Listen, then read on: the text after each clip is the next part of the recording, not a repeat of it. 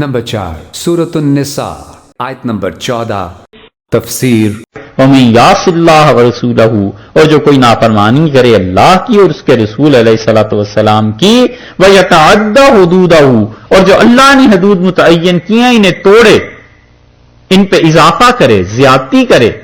اللہ نے 1/4 دیا ہے، یہ کہے نہیں 1/2 ہونا چاہیے، بڑھا دیا نا اپنے پاس سے خام خواہ، اور عقیدہ یہ ہو گیا کہ یہ سب تقسیم ایسے ہی ہے، یدخلہ نارن، اسے داخل کریں گے جہنم میں، خالدن فیہا، ہمیشہ ہمیشہ اس جہنم میں رہے گا، کافر ہو گیا، کفر ہے۔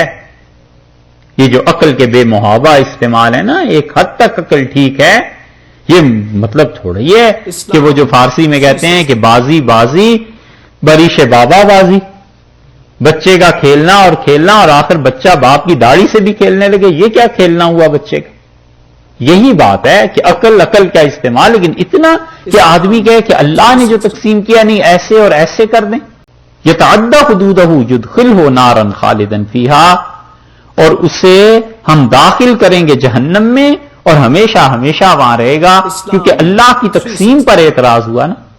وَلَهُ عَذَابٌ مُّهِينٌ، اور ایسے لوگوں کے لیے عذاب ہے مہین، دردناک عذاب ہے، ذلت والا عذاب ہے، ذلیل کریں گے اس کو اس عذاب میں، کیونکہ خدا کی حدود کو اس نے توڑا ہے اور اللہ کے مقرر کردہ حصوں پہ اپنی عقل کو ترجیح دینے لگا۔ باقی کل صاحب ایک واقعہ آپ کو سناؤں اس عقل کی ترجیح کا۔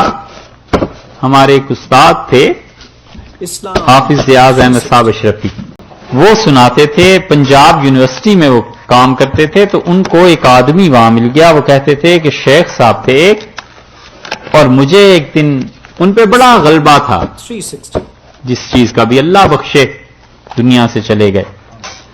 انہوں نے ایک دن مجھے کہا اے حافظہ ادھر آ، میں چلا گیا، عمر میں بڑے تھے، کہنے لگے یہ بتا تو بڑے گن گاتا ہے اپنے خدا کے، اللہ کے، اللہ اللہ ہر وقت، اور قرآن بھی یاد کر لیا، یہ تمہارے خدا کے یہاں کوئی انصاف بھی ہے یا نہیں؟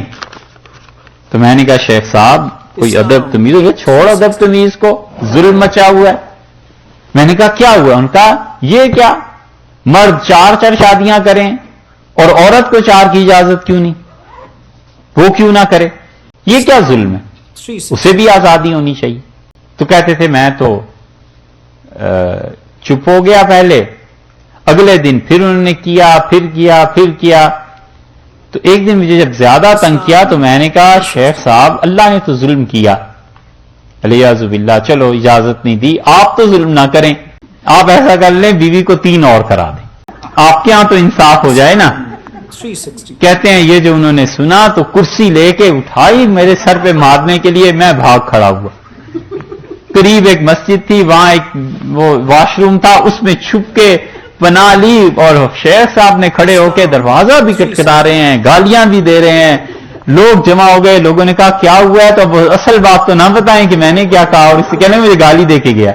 حافظ صاحب کہتے تھے وقت گزر گیا، میری ٹرانسفر ہو گئی، پنڈی آ گیا، جنگ اخبار میں کام کرنے لگا، شیخ صاحب چلے گئے، کہنے لگے کئی سالوں کے بعد ایک دن میں گیا تو اردو بازار لاہور میں کتابیں دیکھ رہا تھا، تو مجھے ایک آدمی نے آ کے ہاتھ رکھا، کہنے لگے میری بھی عمر زیادہ ہو گئی، داڑھی سفید ہونے لگی تھی، تو انہوں نے ہاتھ رکھ کے مجھے کہا کہ حافظ صاحب مجھے پہچانا ہے؟ میں نے کہا نہیں میں نے نہیں پہچانا۔ تو انہوں نے کہا غور کرو، غور کرتا رہا، پھر میں نے کہا بزرگوں میں نے نہیں پہچانا آپ کون ہیں؟ انہوں نے کہا میں شیخ ہوں، وہی یاد آیا؟ کہتے ہیں مجھے جب یاد آیا تو اب مجھے ہنسی بھی آئے شرم بھی آئے، تو میں نے آخر گلے لگایا، میں نے کہا او شیخ صاحب بڑے عرصے بعد ملاقات ہوئی، کہاں تھے آپ؟ اور وہ روئیں، یہ جو اس نے رونا شروع کیا تو اس کے رونا ہی ختم نہ ہو۔ سامنے مسلم مسجد تھی، مجھے وہاں لے گئے اور مجھے کہنے لگے مجھے توبہ کراؤ، 2 رکعتیں پڑھی انہوں نے، میں نے توبہ کی، اللہ کے سامنے روتے رہے بڑی دیر۔ میں نے کہا شیخ صاحب ہوا کیا ہے؟